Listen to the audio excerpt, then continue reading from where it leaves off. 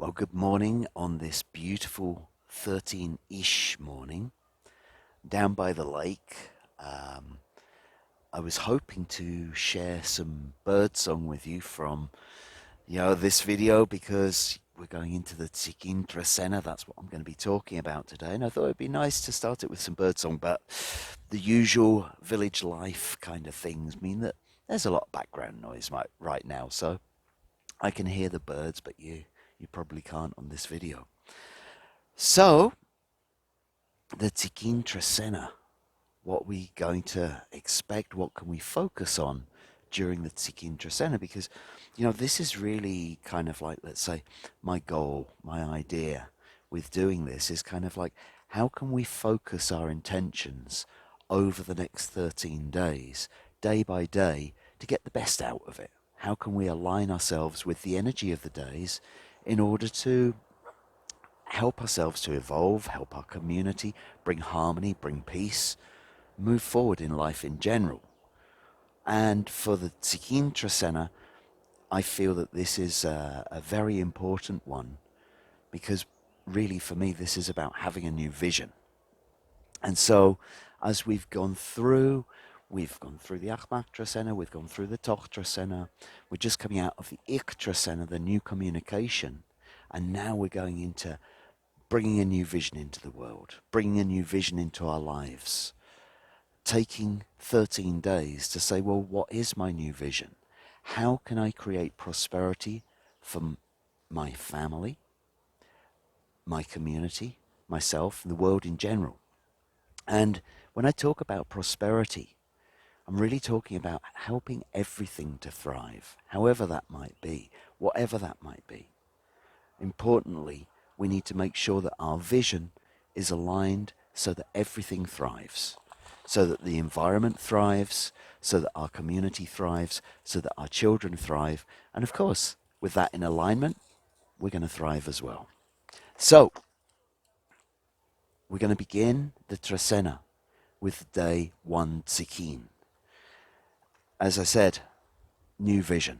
This is the thing that just pops out to me straight away, talking about 1 Tz'ikin. Because, yes, Tz'ikin is the visionary. It's soaring high, the bird is flying high. And from that perspective, from that height, get a new view of things, get a new perspective on things, get a new angle on things. And maybe, you can see something way off in the distance. You're not sure exactly what it is yet. You might use your focus to take you closer, but maybe you may need to communicate with some friends, with some family, with some people that help you out in those ways. Because that one is like having the seed of something, having the seed of a new vision, but it's going to need that fertilizer, that sunlight in order to grow into something. And so, yes, by all means, let's get on with our new vision. But let's also see how we can work out how to make it happen. Who we might call in to assist us in that way. Who we might have around us who can help us to grow and help our vision to grow. So, as I say, it's a great day to get your new vision out into the world, but also to ask for help on your new vision. How can you best focus on what you want to bring in? How to make your community, your family, and you prosper? From 1 Tz'ikin, we're then going into 2 Ajmak. So Ajmak being the Nawal of forgiveness, being the Nawal of pardon, being the Nawal of redemption. And the number 2, recognizing things like the duality of things, recognizing maybe what you're holding on to, what it's time to let go of, where can you forgive, what is going to help you to bring that pardon in, what is going to help you to release. And sometimes we might say that we need to see things in black and white in order for that to happen. What's just being human? Because that's what Ajmak is about, realizing that we're all human. And because of that, the only thing that we can do is forgive, and move on. Now, sometimes those things come out very much in black and white, very much in, is it this or is it that? How am I going to forgive this? How am I going to forgive myself? How am I going to forgive others? All of that kind of thing. And seeing it exactly for what it is. And two, Ajmak may well focus that kind of attention on things. As I say, we could seeing things very much in black and white, as in that or that. Forgive, move on. From two Ajmak, we then go into three Noch.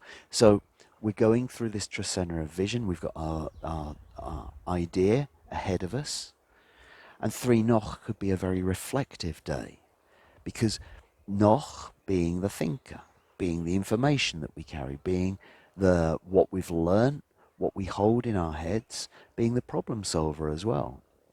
Now, with one Tz'ikin, I was talking about going out to your friends, your family, the people around you, and asking for some assistance, some guidance with regards to your new vision.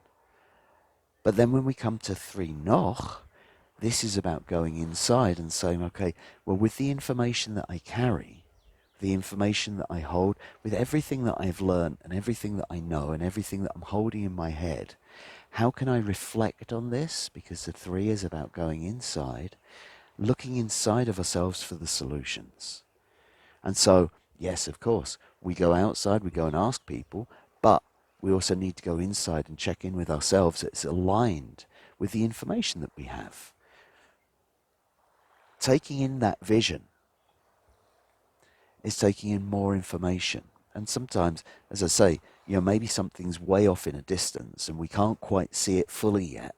So maybe we need to use the information that we already hold within in order to decode that new information, that new vision that's coming in. How can I use what I hold inside of me already to help to bring this new vision into reality? For Tijax, Tijax is going to be about healing. It's also going to be about discernment. And of course, we need discernment in our vision. And in order to bring that in, Tijax is going to use that razor-like discernment that it holds to cut away what doesn't need to be brought into the new vision. Because, sometimes we're building on what we had before. We're building on what we know before. And in order to really make something fly, as we want to do in the Tz'ikin Trecena, we're going to need to shave off a few bits that don't fit anymore. Now, the upshot of taking off those pieces, of paring it down, is going to be some healing that comes as well, because that's also going to be associated with Tijax. And the number 4, I associate with the physical world, the physical plane of existence. And so this may well be another cleansing day, a day to look into what physically is around you that maybe is stopping you from flying. Maybe it's stopping you from being able to really bring that vision in, because, it's like breaking the tether, cutting the tether, which is stopping you in the material realm from achieving that vision that you want to bring in. So on that Tijax day, for Tijax, really kind of like going around and cutting the tethers so that we can bring this new vision into existence. From 4 Tijax, we're then going to go into 5 Kawok. So Kawok, again, this is the birthing. This is about washing away what doesn't fit. So we had Tijax, we're cutting these things, and then Kawok is going to wash away the debris. And with Kawok, we're always talking about bringing in something new, birthing something new into being. And the number 5 representing putting our energy into it. Again, these things, we like them to flow and all that kind of thing, but we need to give it a little bit of momentum to get it going. When you watch an eagle take off, you're going to see it flapping its wings. It's putting a lot of energy into getting up into its flight pattern, getting into soaring way up there. And so it doesn't happen just like that. We've got to put our energy in. So this is putting your energy into this new vision, into birthing it into being. From 5 Kawok, we're then going to go into 6 Ajpu. So Ajpu, the day of the spiritual path, the day of connecting with ancestors, the day of connecting with the ascension process, the day of connecting with the next step along the ladder, as it were. Ajpu, the ability to see the divine in all things, which of course in this Tz'ikin Trecena we're going to see everything from way up high from a bird's eye view. And here it's about bringing it into stability on the sixth day. And so once again, you could be looking at your spiritual path. You could be looking at what you're achieving, what you're maybe not achieving, where you want to go, where your focus is, and understanding how to bring it into stability. From 6 Ajpu, we're then going into 7 Imox. So Imox representing the lake, Imox representing our dreams, and the number 7 representing the point of the pyramid, representing the balance point. How do we balance our dreams? When we see, again, the birds flying high, we see how perfectly balanced they are in flight. Imagine yourself as an eagle soaring and balancing those dreams as you go along. How do you balance the dream with the practicality? How do you balance dream with reality? Now, the number 7 can also be seen as the number of endings. And this could be a finalization. It might be putting some finishing touches to the dream. Now, I see an evolution from Imox into Tz'ikin, the dream turning into the vision, because a vision has more flow to it. A vision has more of a linear idea, a solidity to it. And so maybe it's something in this Tz'ikin Trecena that you're taking what was a dream, finalizing it, and turning it into a vision. So how are you going to finalize your dreams? From 7 Imox, we're then going into 8 Ik. Ik being the wind, Ik being communication. So we're just coming out of the Ik Trecena. We then celebrate, we consolidate that, we make it whole. After testing the waters from 1 Ik in the Ik Trecena, we're now going into the wholeness of communication during the Tz'ikin Trecena. So this could be getting the word out there. This could be making it happen in that way. It's a wholeness of communication, which may also bring some strong words as well. This could be something which isn't just like a simple word. This is where you've now crafted it, as we've moved through the last 20 days, into something which is you're able to get out there. That new word that you were waiting on, that new word that you were working with, we're now taking it out there and getting it out there, communicating it. So this is an excellent thing. If you've got some communication to do, then 8 Ik would be a great day to do it. From 8 Ik, we're then moving into 9 Aq'qb'al. So Aq'qb'al, the dawn, the twilight, bringing things out of the darkness again. This again might help you to shed light on your vision. This again might be something which your vision is going to take you forward in one way, but maybe there's some things which are slightly hidden. 9 Aq'qb'al is about showing what has been hidden and bringing it to life, because we have Aq'qb'al representing conception. We also have it representing the shining the light in the darkness. So maybe this is a great day for revealing what has been hidden in your life and bringing it out, the new concept, fueling your new vision. From 9 Aq'qb'al, we're then going to move into 10 Kat. So Kat, the net, Kat, that which holds things, Kat, that which tethers us. Once again, we see this tethering idea. And maybe on that Tijax day, there were still some things which were left bound. There were still some things that you needed to move from. Now, the number 10 representing community, society, agreements, cooperation as well. This would be a great day to go out to your community, your friends and your family, and say, hey, what do I need to help me to cut those ties so that I can fly high with this new vision that I have? It's a great day to release those bonds, but also to see what your community can bring into you to help you to fill that net, what you might need for your journey as you go forward. From 10 Kat, we're then going into 11 Kan. So Kan, the power, the wisdom. And the number 11, well, this can be a rather non-linear day, I think is the best way to put it. It's about looking for wisdom from many different ways, from many different ideas. It can also be seen as power moving in many directions.